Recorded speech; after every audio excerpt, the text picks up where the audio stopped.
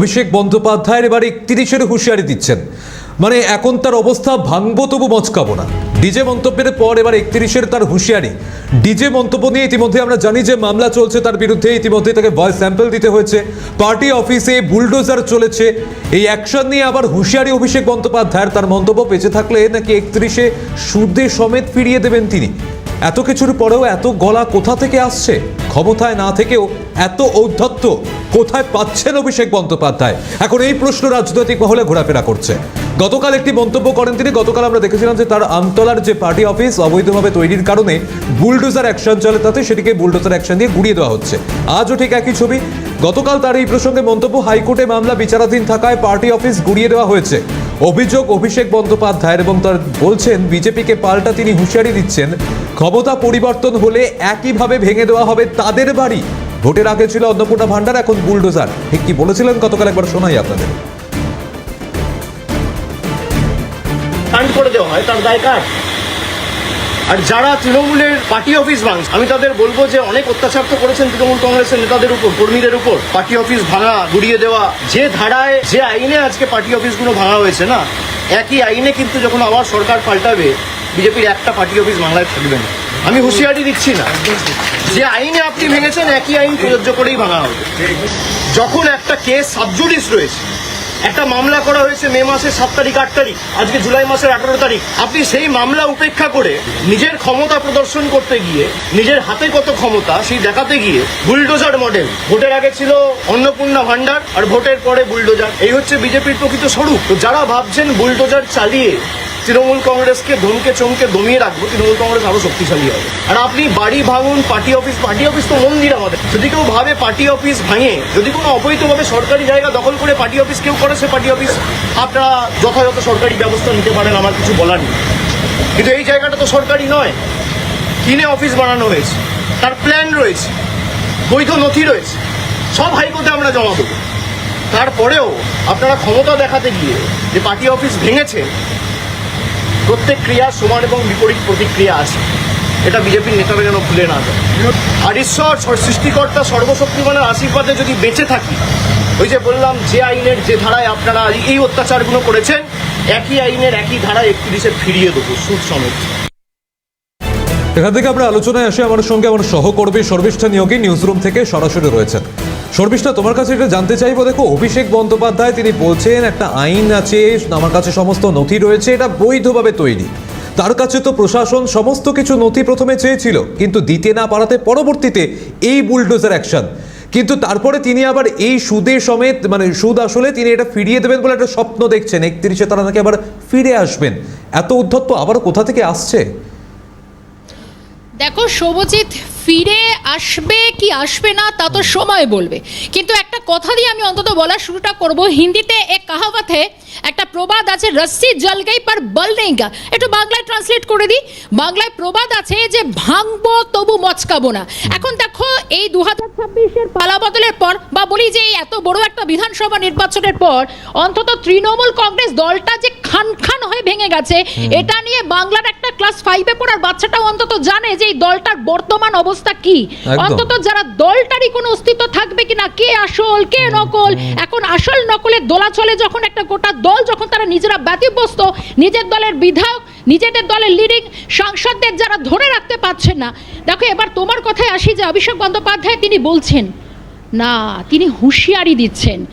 এই হুঁশিয়ারি তার এগেনস্টে, বা বলা যায় তার বিরুদ্ধে, এই মোটে কলকাতা সহ গোটা রাজ্যের বিভিন্ন প্রান্তে প্রান্তে অভিষেক বন্দ্যোপাধ্যায়ের বিরুদ্ধে একাধিক মামলা হয়েছে। তার অধ্যত্বমূলক বিহেভিয়ার, তার অধ্যত্বমূলক আচরণ, একের পর এক বিতর্কিত মন্তব্য। সম্প্রতি ডিজে মামলা সংক্রান্ত যে বিষয়, তিনি ইতিমধ্যে তার কণ্ঠস্বর নমুনা পরীক্ষার। এই এত কিছুর অধ্যত্ব, এবং শুধু বাংলার মানুষ বলছে না, রাজনৈতিক বিশ্লেষক যারা রয়েছেন তারা বলছে না, তার নিজের দলের লিডিং বিধায়ক, নিজের দলের যারা একে একে তাদের দল ত্যাগ করছেন, যারা প্রকাশ্যে অভিষেক বন্দ্যোপাধ্যায়ের নাম করে, আবারও বলছি, যারা অভিষেক বন্দ্যোপাধ্যায় যে অভিষেক বন্দ্যোপাধ্যায় এই তৃণমূল কংগ্রেসের সেনাপতি, সেকেন্ড ইন কমান্ড, অর্থাৎ মমতা বন্দ্যোপাধ্যায়ের পরে যার একটা জায়গা যিনি তৈরি করেছিলেন, যিনি দলের স্বঘোষিত সেনাপতি, তার বিরুদ্ধে মানুষ মুখ খুলছেন, তার বিরুদ্ধে তার দলের একে একে প্রত্যেকেই ছেড়ে যাচ্ছেন মমতা বন্দ্যোপাধ্যায়ের হাত। কারণ অভিষেক বন্দ্যোপাধ্যায়কে গতকাল বলতে হচ্ছে যারা যারা চলে যাচ্ছেন তারা ফিরে আসুন, 1 ঘন্টার মধ্যে আমি ইস্তফা দেব। কেন বলতে হচ্ছে আজকে, কেন এত অগ্নিশর্মা অভিষেক বন্দ্যোপাধ্যায়, এত উদ্ধত্ত, এত বিস্ফোরক কথা আজও বলতে হয়? যদিও সৌম্যজিৎ একটা জিনিস আমি অন্তত জানি না অভিষেক বন্দ্যোপাধ্যায় কি বলতে চেয়েছেন।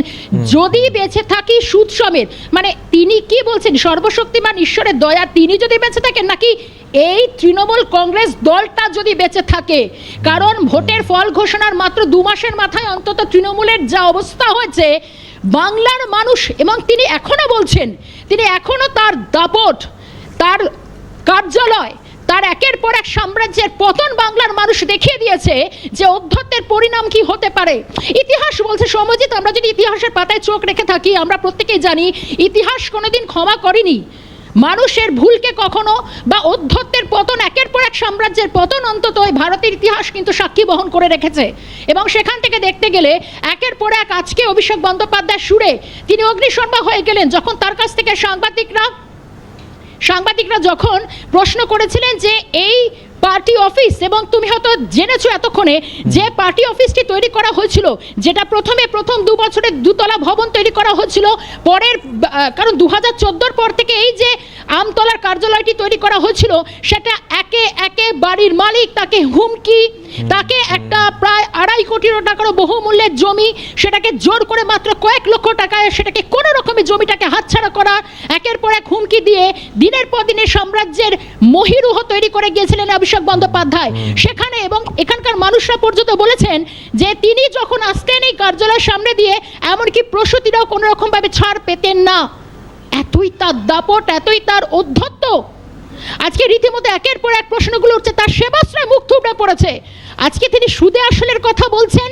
কোন সুদে আসলের কথা বলছেন তৃণমূলের সেনাপতি?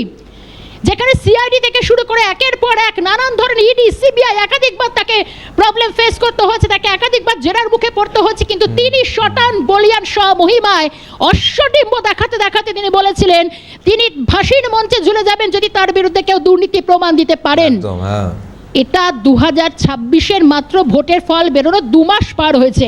2031 সাল তো অনেক পরে, অর্থাৎ এখনো 5টা বছর সময় অপেক্ষা করতে হবে।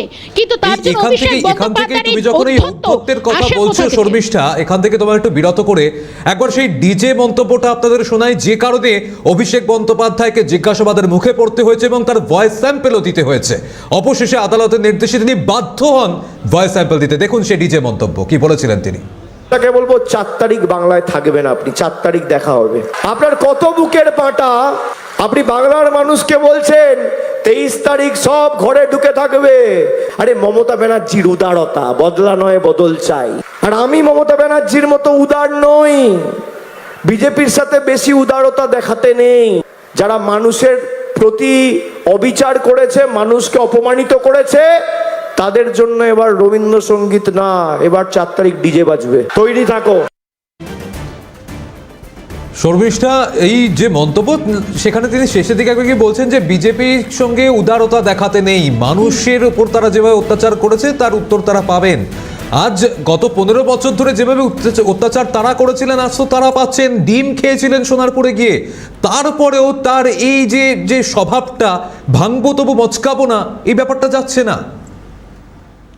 দেখো সৌম্যজিৎ, অভিষেক বন্দ্যোপাধ্যায় তুমি মানো আর না মানো, স্টুডিওতে বসে এই একটা বা নিউজ রুমে দাঁড়িয়ে এই কথাটা কিন্তু সত্যি কথা বলেছেন।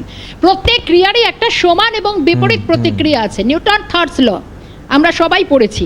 সঠিক কথাই তো বলেছেন, মানুষ বুঝিয়ে দিচ্ছে যে প্রত্যেক ক্রিয়ারই সমান এবং বিপরীত প্রতিক্রিয়া আছে। কিন্তু সেই ব্যাখ্যা যখন যেভাবে তৃণমূলের second in command Abhishek Bandyopadhyay দিচ্ছেন, কে বলছেন? যার ডিজে মন্তব্য, একের পর এক অভিযোগ জমা পড়ছে আদালতে, প্রত্যেকটা থানায় এখনো পর্যন্ত, প্রায় জেলার প্রতিটা প্রান্তে প্রান্তে, রাজ্যের প্রতিটা জেলায় জেলায় একাধিক প্রান্তে তার বিরুদ্ধে অভিযোগ। শুধু তাই নয়, তার দলের বিরুদ্ধে অনেকে মন্তব্য করছেন। অনুব্রত মণ্ডলকে বলতে শোনা গিয়েছে যে আমাকে অভিষেক বন্দ্যোপাধ্যায়ের বিরুদ্ধে জন্য আজকে তাকে জেলে যেতে হয়েছিল। একের পর এক প্রত্যেকে বলছেন যে তার অধ্যত্ত, অনেকে বর্ষিয়ান দলের মধ্যে যারা কলমে অন্তত বিভিন্ন জায়গায় প্রকাশ্যে বলতে না চালেও মুখ খুলছেন যে অভিষেক বন্দ্যোপাধ্যায় যেভাবে দলটাকে চালাচ্ছিলেন, যেভাবে অন্তত আজকে অভিষেক এবং আইপ্যাকের জন্য দলটাকে, এখান থেকে শর্মিষ্ঠা মনে পড়ছে মদন মিত্র, তিনি বলেছিলেন যে ইডি ধরলে ছাড়া পেয়ে যাব, কিন্তু এবি ধরলে কি হবে জানি না। একদমই তাই, খুব গুরুত্বপূর্ণ একটা পয়েন্ট। তার কারণ হচ্ছে এই কথা কে বলেছেন? মদন মিত্র, যিনি অভিষেক বন্দ্যোপাধ্যায়, প্রত্যেকে প্রশ্ন করেন যে অভিষেক বন্দ্যোপাধ্যায় কতদিন রাজনীতিটা করছেন। অভিষেক বন্দ্যোপাধ্যায় যুবরাজ, তিনি এসেছেন একটা তৈরি হওয়া সাম্রাজ্যে, কিন্তু যারা তৃণমূল কংগ্রেসটাকে হাতের তালুতে তৈরি করেছিলেন সেই মদন মিত্ররা, সেই একদম। মদন মিত্ররা, সেই অনুব্রত এখান থেকে একটু মণ্ডলরা বিরত যখন- করছি, একটু বিরত করছি একেবারে। শর্মিষ্ঠা, আপনাদের অবশ্যই এখান থেকে শোনাবো। আমরা কথা বলেছিলাম বিজেপি সাংসদ রাহুল সিনহার সঙ্গে, তিনি কি বলেছেন? হয়ে থাকবে না সরকার, সরকার এটাই থাকবে, আর সরকারের কোনো পরিবর্তনের কোনো আশাও নেই। অতএব যে চিন্তা অভিষেক ব্যানার্জি করছে সেই চিন্তা ওর স্বপ্নই থেকে যাবে। অতএব সেই কারণে তৃণমূল পার্টিও থাকবে না, আর তৃণমূলের অফিস থাকা তো কোনো প্রশ্নই নেই। আর সরকার যেটা আছে, এই সরকার অর্থাৎ বিজেপি সরকারের পরিবর্তন সম্ভব নয়। অবশ্যই অভিষেক বন্দ্যোপাধ্যায়ের ঔদ্ধত্য পরবর্তীতে কবে কমছে সেদিকে তো নজর থাকবেই। তবে এখান থেকে আমি শর্মিষ্ঠা তোমাকে ধন্যবাদ জানাচ্ছি। আপনাদেরও নজর থাকুক ক্যালকাটা নিউজে।